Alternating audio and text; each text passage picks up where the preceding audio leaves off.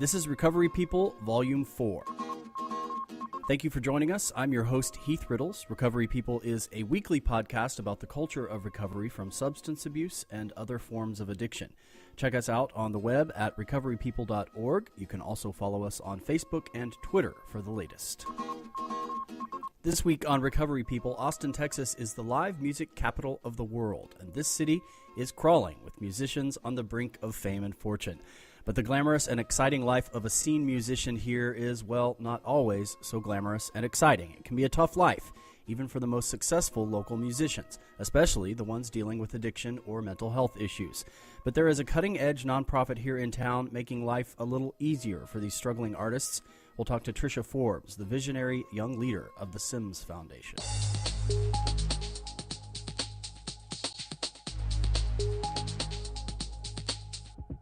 We like to think of ourselves as trendsetters here in Austin, Texas, and no single organization embodies that idea in a more positive way than the Sims Foundation, a group that provides access to and financial support for mental health and addiction recovery services for Austin area musicians and their families.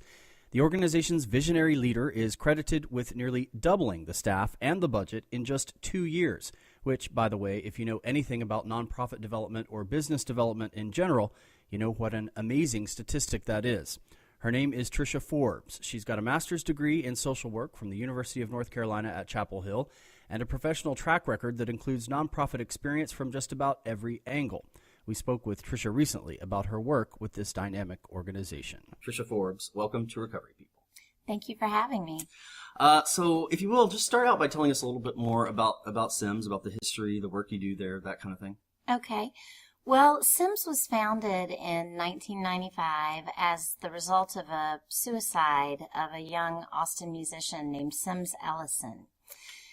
And after his suicide, his father and some folks from the music community got together and wanted to have some sort of plan for not letting this happen again. Sims had struggled with depression, and he faced a lot of the unique stressors that professional musicians have. So they got together and put together the Sims Foundation, and it was a grassroots labor of love, but here 16 years later, we're pretty much using the same model. And the way that our services work, we provide mental health and addiction recovery services. And we have a range of counseling, medication management, detox, inpatient, and sober living services.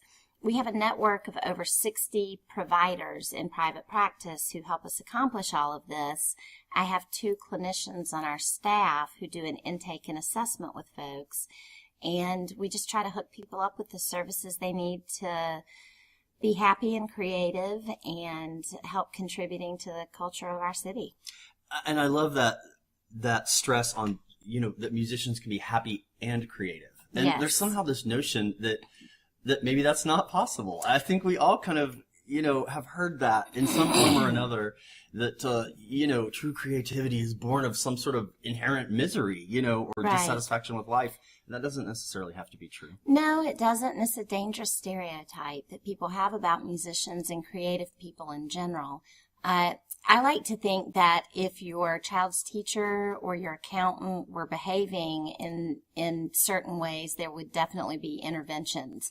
But when musicians are exhibiting the same behavior that is indicative of mental illness or addiction, people tend to shake it off and say, well, she's supposed to be like that, or he's a genius, he can't create without Almost that. Don't tinker with it. Right, and that's very dangerous because, number one, I think it's a barrier to musicians themselves seeking help and all of the services that are available in the community.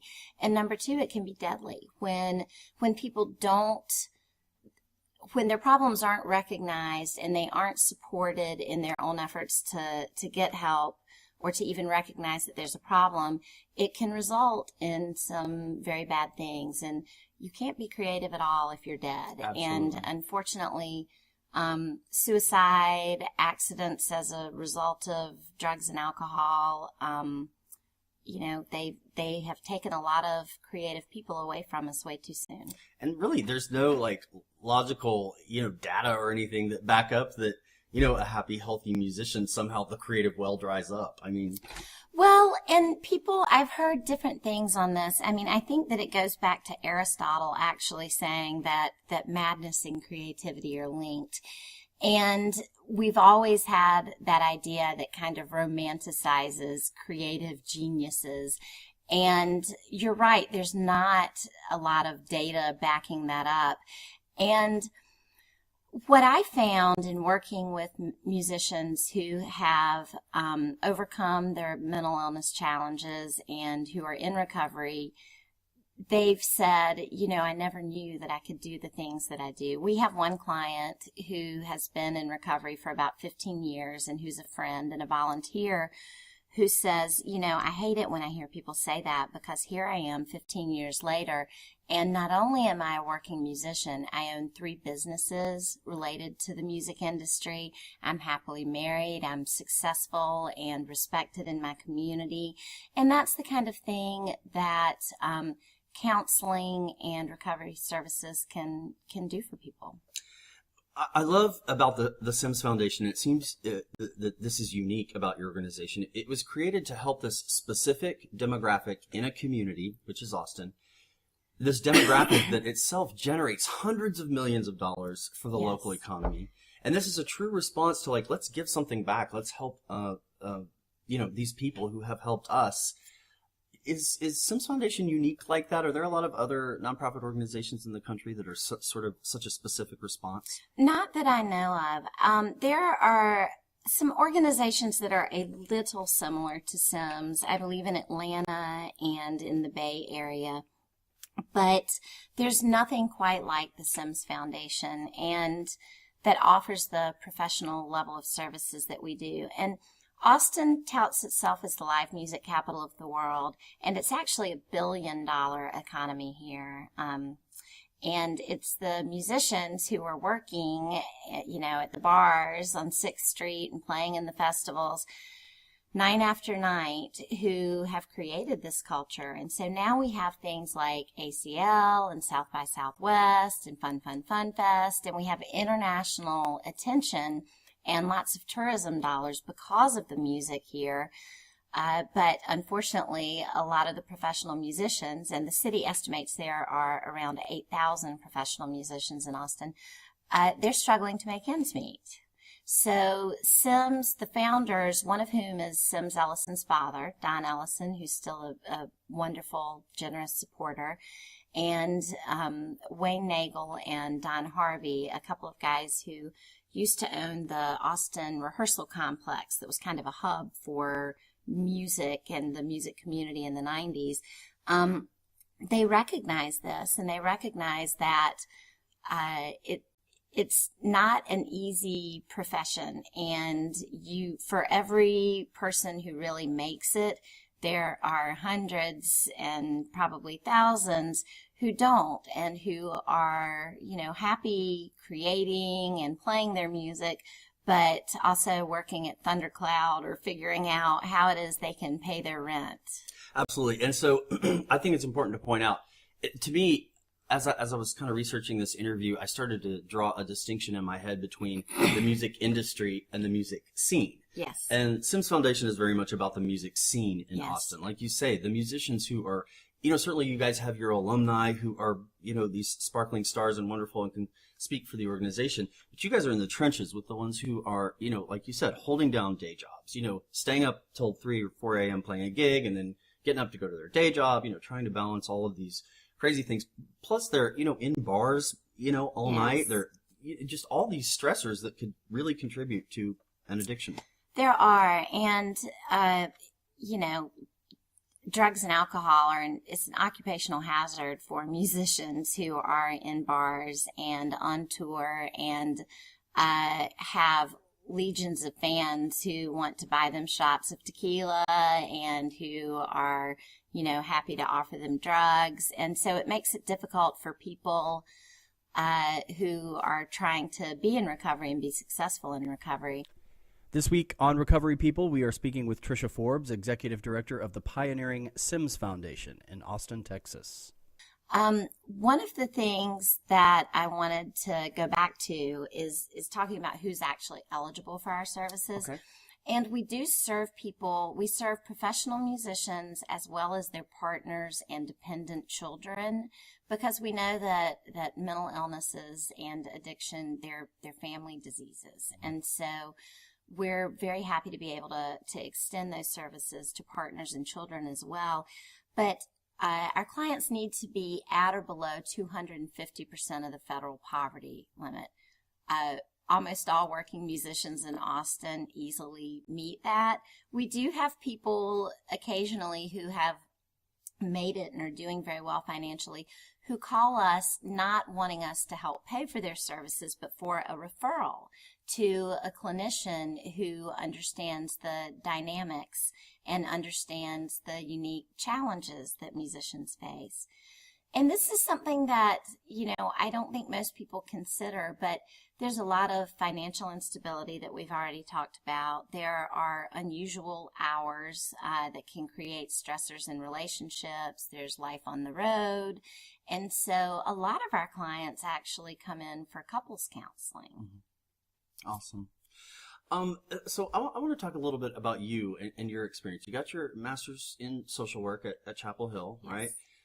You had a lot of great nonprofit experience that you brought to the table, and really that helped you sort of begin to look at Sims Foundation and figure out, look, here are the things we need to do first and foremost. And it was almost sort of a triage for you, I would imagine, when you came in. It was, and it's the best fit I've ever had in my 20 years of doing nonprofit work, and it's drawn together all of my disparate experiences from the past, and I just feel so fortunate, and I love the organization and all of the people involved. For much of its history, the Sims Foundation had been understaffed and underfunded, and when I was hired by a newly revamped board of directors. The board had dwindled down, the staff had dwindled down, the organization wasn't doing very well financially, and they went to an organization called Green Lights for Nonprofit Success. And Green Lights is really, they're wonderful. They do training and technical assistance and are a support for nonprofits in the Central Texas area. And so Green Lights helped them do some board development. And for example, they got a clinical psychologist on board. And, so there's some expertise in the mental health field. They got Lane Lauritsen, who's the music CPA, to come on board as treasurer. They had Ann Starr, who's now our board chair, who works for Green Lights, come on board. And they revamped the board, and then they did a search for the executive director. They'd been without a director for over a year. And so we had a little bit of cleaning up to do when I got there. Luckily, we had the right team in place. I was able to hire an entirely new staff because all but one of the staff had left, and she is still our office manager and bookkeeper, Maria, who, if I'd searched the world over, I couldn't have found someone as wonderful as she is. So you're lucky you didn't have to clean house. No, I didn't have to clean house. It was already sort of emptied out, and the folks who were on the board either were very new or had a lot of passion but not a lot of expertise in knowing how to run nonprofits. And it's not always an easy thing to do in an easy world to navigate in terms of fundraising and building those community relationships. And so we started doing that, and we made some significant strides pretty quickly. The first thing we did was get our clinical services in order and figure out exactly how to explain, who we are, what we do, and how we provide services. So we just hammered into the board and the community mental health and addiction recovery services for Austin musicians and their families. And then we went down a little bit deeper and said, our 3 buckets of services are counseling services, and our counseling services are provided by licensed clinical social workers, licensed professional counselors, and psychologists. We're in the fabulous position of being able to use all respected experts in the community. We don't actually use interns. And so our counseling services are wonderful. Our other bucket of services is medication management. We have several psychiatrists. There is unfortunately, a lack of psychiatric services in general in Austin and in Texas. And so we hit our capacity for that about a year ago, and we formed a partnership with the Seton Mind Institute's residency clinic. So we have psychiatrists in residency who are also able to see our clients now. They do a 2-hour evaluation and then ongoing medication management. And then our third area of services is our recovery services. And so one of the first things we had to do is just define, okay, let's streamline and define exactly what we do and how we do it. And then we looked at our funding streams. And because SIMS was understaffed and underfunded, those were not in the best shape.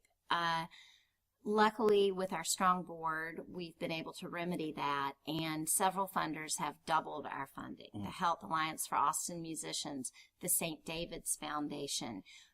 We have a new $250,000 contract with Central Health, the Travis County Healthcare District, that has allowed us to grow. And so I think it's just been a matter of leadership on the staff and board level, and just the stars aligning too. With this economy, we feel like we've been very, very fortunate to be able to grow when other nonprofits are struggling. We're going to take a quick break here. You're listening to Recovery People, and we're talking with Tricia Forbes, Executive Director of the SIMS Foundation. We'll be back in a moment. Soberhood is a 501c3 nonprofit decreasing the cost of addiction while improving the health and well-being of lives and communities through recovery support, awareness, and community building. For more information, go to soberhood.org.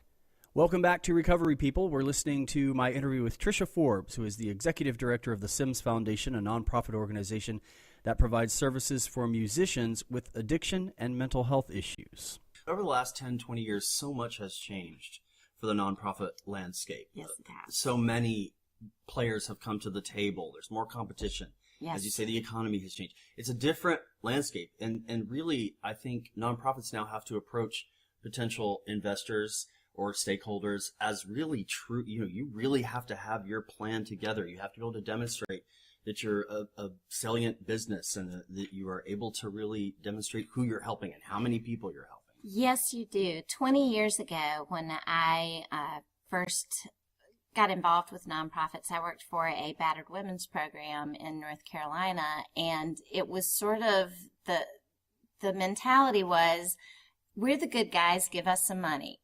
And, I learned that started changing then. And then, of course, when I was in graduate school, we learned all of the terms. You have to have your metrics and outcome measures and that sort of thing. But it is important to show that you're getting good results for your donors' money, because we're stewards of the public trust. And I take that very, very seriously and want our donors and our community partners like the St. David's Foundation and Central Health and the Health Alliance for Austin Musicians to know exactly what we're doing with their money. Another change is that we used to be able to say in the nonprofit world, well, we're doing this, we're serving this many people. Now, I think it's good that it's gone beyond that. We're serving this many people, and this is the results we're getting. And at SIMS, we do that in a couple of different ways for our different service areas.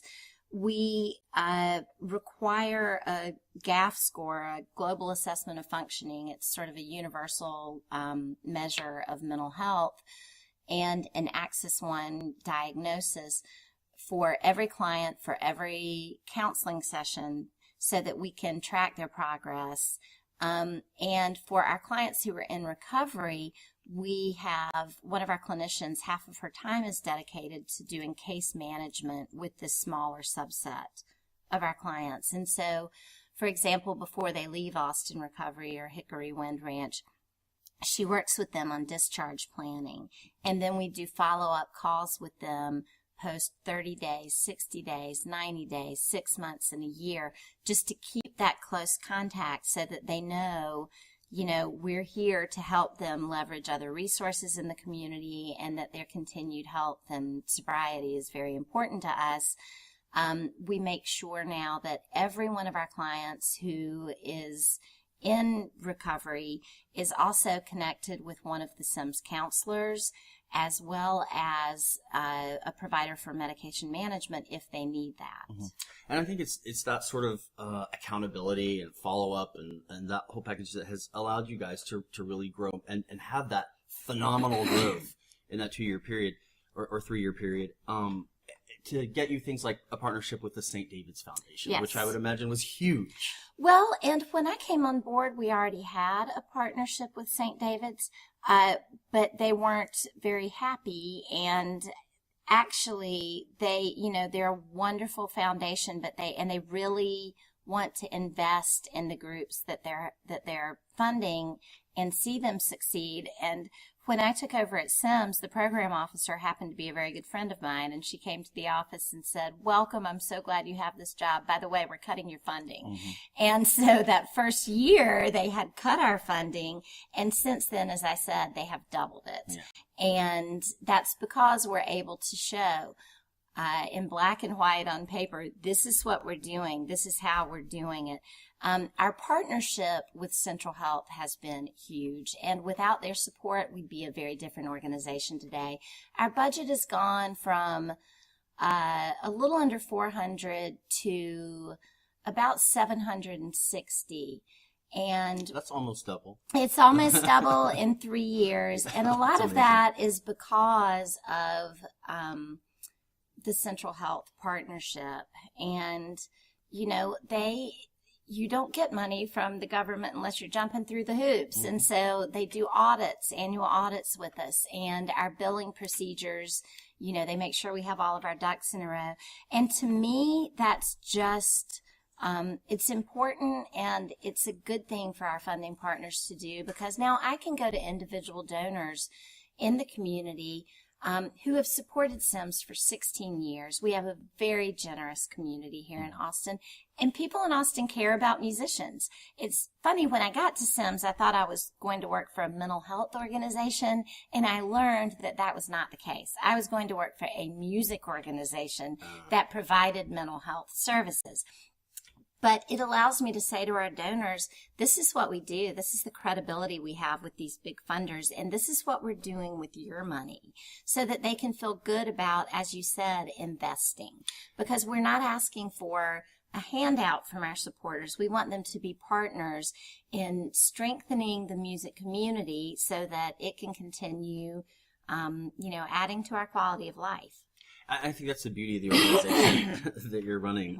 And as you say, you guys have gotten to where you can do a really good job of demonstrating, to potential investors, as you say, or stakeholders, here are the results that we get. But I think another thing you guys are doing really well is demonstrating to just the potential person who runs across your website online, the organic community teamwork and support that goes into making SIMS successful. Yes. You've got the musicians like Nakia and Kat Edmondson, yes, who have made it, who are former clients. But you've also got people like Peter Bay, the conductor, yes, of the Austin Symphony Orchestra. You've got Mayor Lee Leffingwell. I mean, how many local nonprofits get the mayor in their PSA video? Well, like I said, we've been very fortunate, and that's one reason that we are successful. My background, a lot of it is in coalition and collaboration building, and so we cast a very wide net, and the music community has a lot of ownership over the Sims Foundation and has for years. So we have different ways for people to plug in. We have a very dedicated group of volunteers. Now we train all of our volunteers. We make sure that they, know all of the Sims 101 talking points, that they know how to talk to people when they're out in the community about our services and what we do. We also, Kat and Nakia are both part of our Musicians Advisory Panel, and this is a group of musicians from different genres and music traditions who we have, they only get together once a year, but we have individual relationships with them, and they all contribute their expertise and their connections in different ways. And Peter Bay, who is, as you mentioned, the conductor of the symphony here, is just wonderful. And we have, I thought, what was a surprising number of classical musicians. Austin is alone in the country for being a city of its size that has a ballet, an opera, and a symphony. So we have a lot of classical musicians who are in need of our services, and Peter has helped us tremendously in getting that message out. Excuse me. Last year, we also formed a clinical advisory panel to bring clinicians from the community. We have a psychiatrist, a psychologist, 2 clinical social workers, 2 licensed professional counselors who help us look at all of our clinical programming from soup to nuts and make sure that we're using best practices in everything that we do. So we're thrilled about having that group and their expertise. So we have a lot of ways to plug in, and our board of directors is a working board. They are not a, sit back and rubber stamp things. They are very, very active in every aspect of what we do. And it almost brings me to tears every time we get that group together, because there is no one around the table who's not contributing in some very heartfelt way.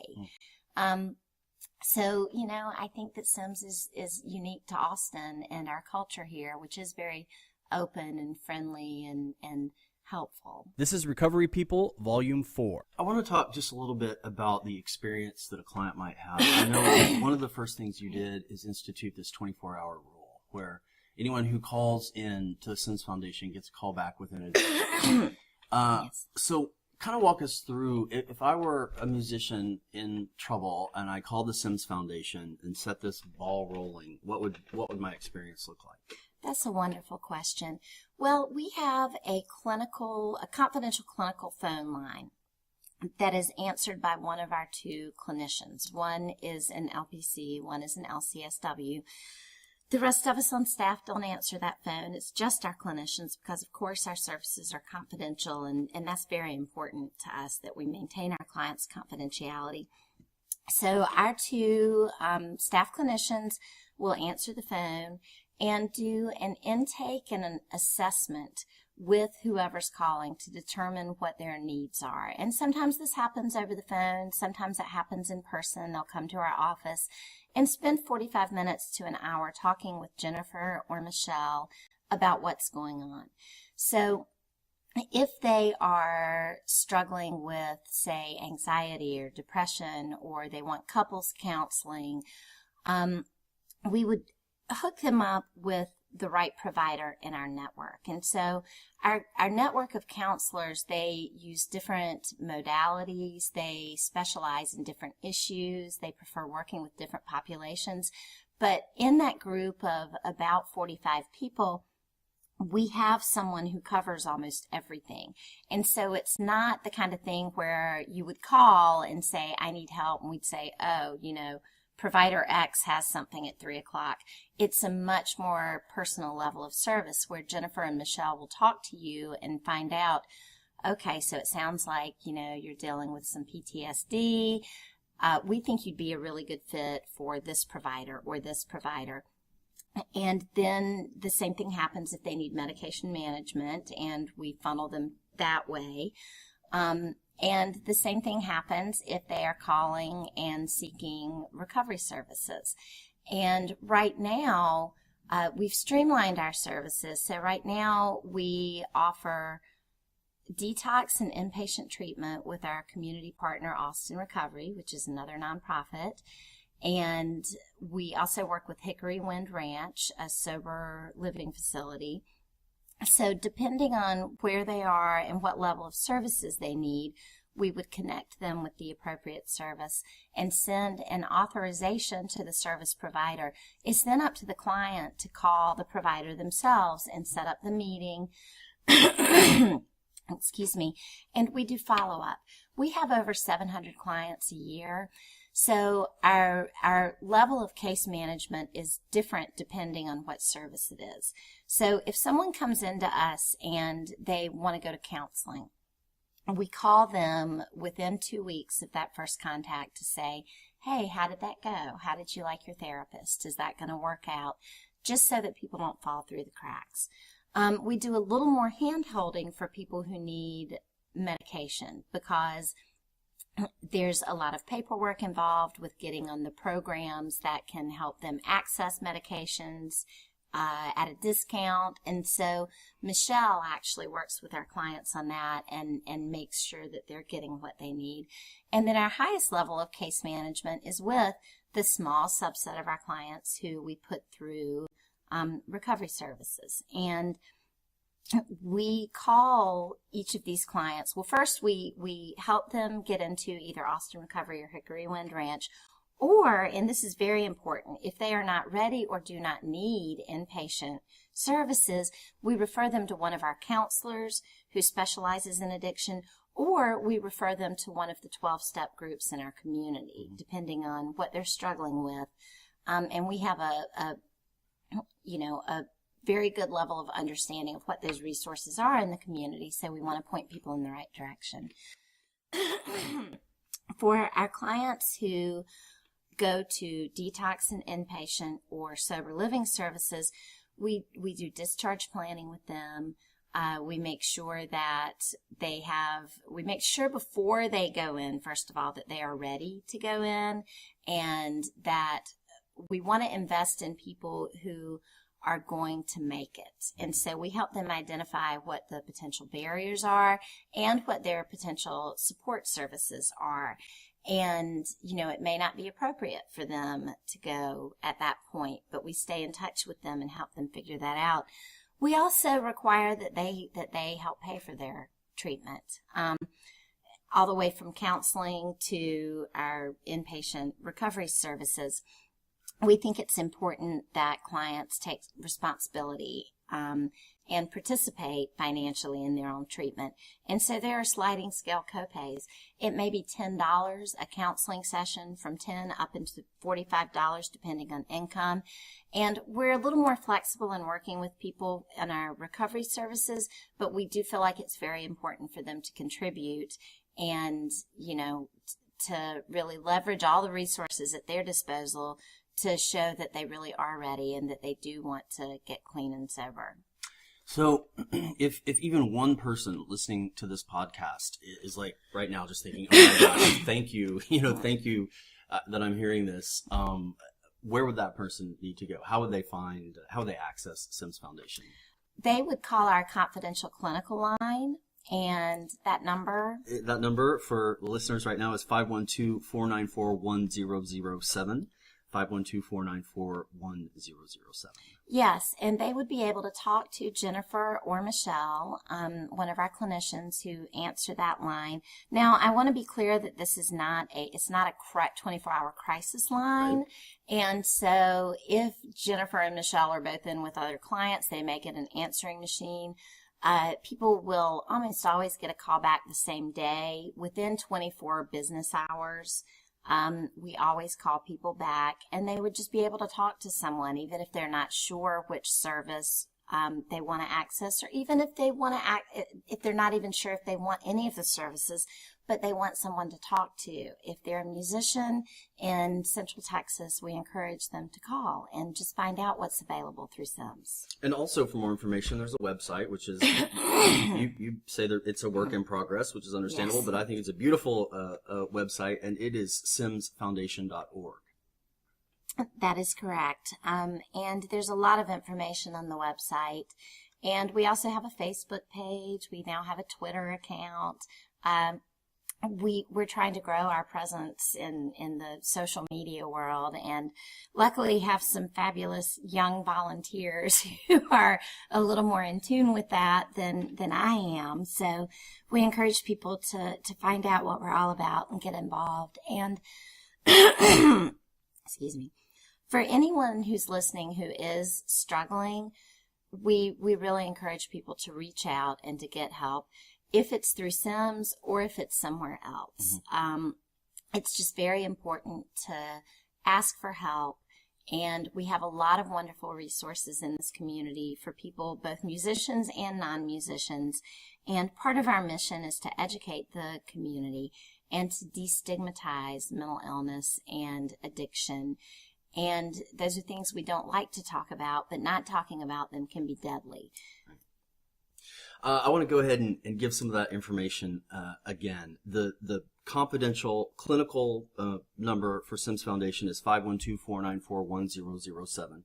That's 512-494-1007. I think probably we should point out, if you're having an emergency crisis, that's not the number to call. That is not the number to call. That number is 472-HELP. That's 472-HELP. If you're listening now and you're in immediate trouble, that's the number you should call.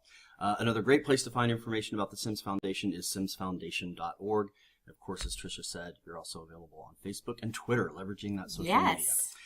So Tricia, I just want to thank you so much for spending the time. It's been a great conversation. I've learned a lot about what you guys are doing. I'm grateful for what you're doing in the community, and thanks so much for joining us. Thank you so much for having us.